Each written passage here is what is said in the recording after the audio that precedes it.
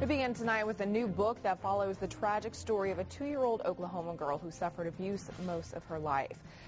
This week, the little girl's mother goes back to court asking for a new trial. News on 6 reporter Dan Bewley talked with the authors and explained why they say the state should shoulder some of the blame in tonight's top story.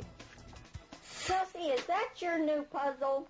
Home video shows Kelsey Briggs being a typical toddler. But these images hide the truth of a short, violent life. Little Kelsey died in 2005.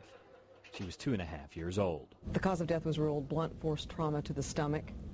So someone either punched or kicked her to death at not even quite 3 years old.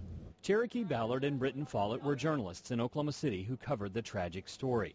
They've co-authored a book trying to get to the bottom of the mystery. Who killed Kelsey? That's a tough question. Many people.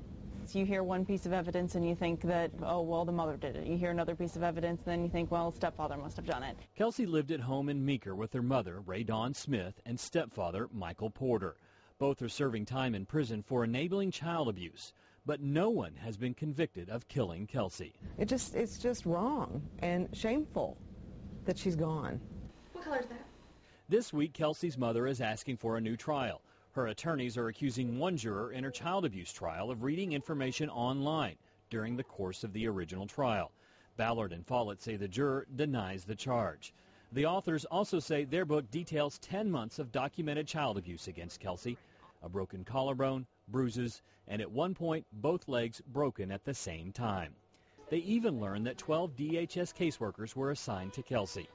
They say they wrote the book for one simple reason: accountability.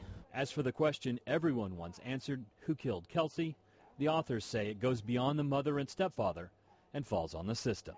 The child was in state custody at the time of her death, and to a certain extent, the state of Oklahoma is responsible for failing to protect Kelsey. Who Killed Kelsey can be purchased here in Tulsa at Steve's Sundry or at the author's website. You can click on newson6.com and look for the web version of this story where we have provided a link.